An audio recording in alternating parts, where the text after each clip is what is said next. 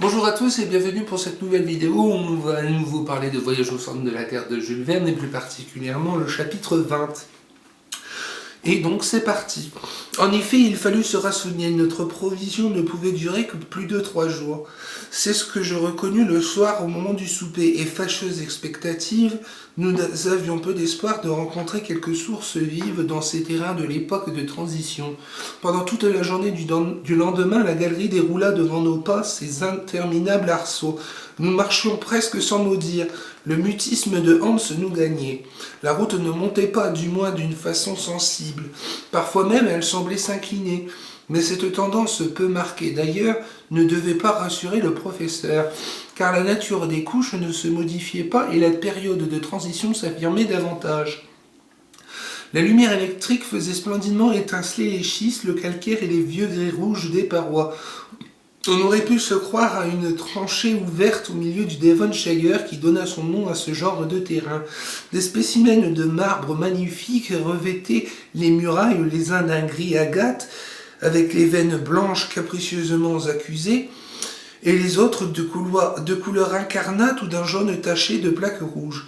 Plus loin, des échantillons de griottes aux couleurs sombres dans lesquelles le calcaire se relevait en nuances vives.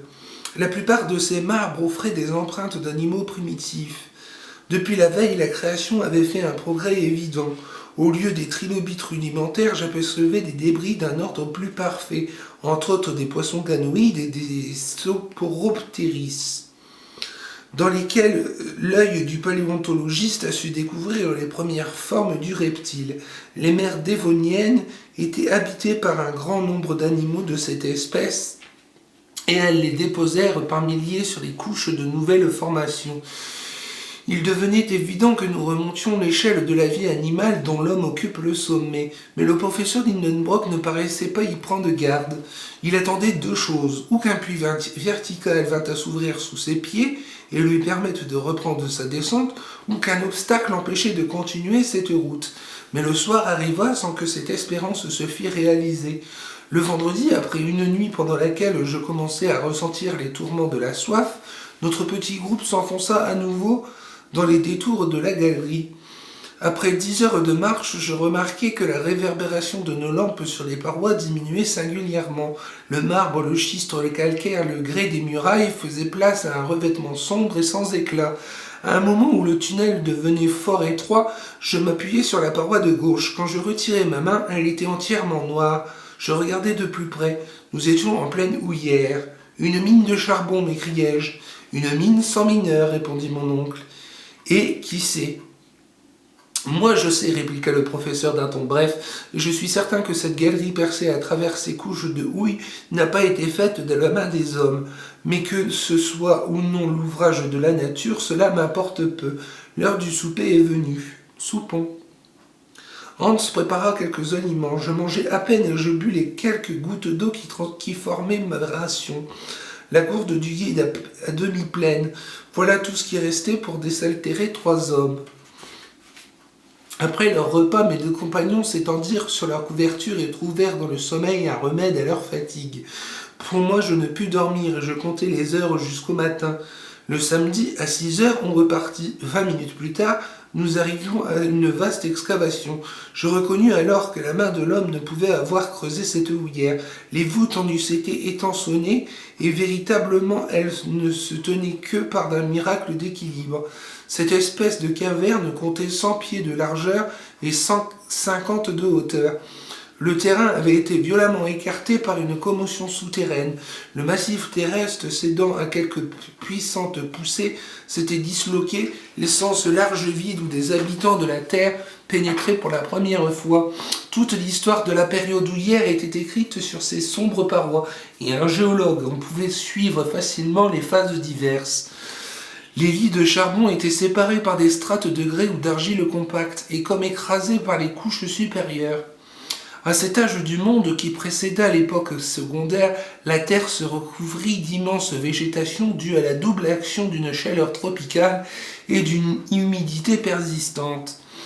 Une atmosphère de vapeur enveloppait le globe de toutes parts, lui dérobant encore les rayons du soleil. De là cette conclusion que les hautes températures ne provenaient pas de ce foyer nouveau. Peut-être même l'astre du jour n'était-il pas prêt à jouer son rôle éclatant. Les climats n'existaient pas encore et une chaleur torride se répandait à la surface entière du globe, égale à l'équateur et au pôle.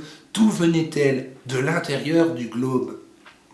En dépit des théories du professeur Lindenbrock, un feu violent couvait dans les entrailles du sphéroïde.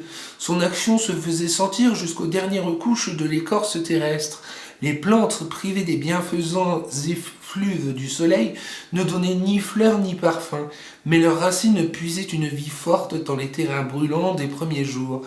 Il y avait peu d'arbres, des plantes herbacées seulement, d'immenses gazons, des fougères, des lycopodes, des sigillaires, des astérophilites, familles rares dont les espèces se comptaient alors par milliers. Or, c'est précisément à cette exubérante végétation que la houille doit son origine. L'écorce encore élastique du globe obéissait au mouvement de la masse liquide qu'elle recouvrait. De là, des fissures, des affaissements nombreux, les plantes entraînées sous les eaux formèrent peu à peu les amas considérables. Alors intervient l'action de la chimie naturelle au fond des mers. Les masses végétales se firent tourbes d'abord, puis grâce à l'influence des gaz et sous le feu de la fermentation, elles subirent une minéralisation complète. Ainsi se formèrent ces immenses couches de charbon qu'une consommation excessive doit pourtant épuiser en moins de 3 siècles, si les peuples industriels n'y prenaient garde. Ces réflexions me venaient à l'esprit pendant que je considérais les richesses houillères accumulées dans cette portion du massif terrestre. Celles-ci sans doute ne seront jamais mises à découvert. L'exploitation de ces mines reculées demanderait des sacrifices trop considérables. À quoi bon d'ailleurs quand la houille est encore répandue, pour ainsi dire, à la surface de la terre dans un grand nombre de contrées. Aussi, telle je voyais ces couches intactes, telles elles seraient lorsque sonnerait la dernière heure du monde. Cependant, nous marchions et seul de mes compagnons, j'oubliais la longueur de la route pour me perdre au milieu de contemplations géologiques. La température restait sensiblement ce qu'elle était pendant notre passage au milieu des laves et des schistes. Seulement mon odorat était affecté par une odeur très prononcée de protocarbures d'hydrogène. Je reconnus immédiatement dans cette galerie la présence d'une notable quantité de ce fluide dangereux auquel les mineurs ont donné le nom de grisou et dont l'explosion a si souvent causé d'épouvantables catastrophes. Heureusement, nous étions éclairés par des ingénieux appareils de Ruhmkorff. Si par malheur nous avons imprudemment exploré cette galerie à la torche, une explosion terrible eût fini le voyage en supprimant les voyageurs. Cette excursion dans la houillère dura jusqu'au soir. Mon oncle contenait à peine l'impatience que lui causait l'horizontalité de la route. Les ténèbres toujours profondes à 20 pas empêchaient d'estimer la longueur de la galerie, et je commençais à la croire interminable, quand soudain, à 6 heures, un mur se présenta inopinément à nous. À droite, à gauche, en haut, en bas, il n'y avait aucun passage. Nous étions arrivés au fond d'une impasse.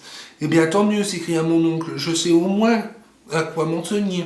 Nous ne sommes pas sur la route de Saknussemm. Et il ne reste plus qu'à revenir en arrière. Prenons une nuit de repos et avant 3 jours, nous aurons gagné le point où les 2 galeries se bifurquent. Oui, dis-je, si nous en avons la force. Et pourquoi non? Parce que demain, l'eau manquera tout à fait. Et le courage manquera-t-il aussi? Dit le professeur en me regardant d'un œil sévère. Je n'osais lui répondre. Et voilà qui clôt le chapitre 20 de Voyage au centre de la Terre. À bientôt pour de nouvelles aventures.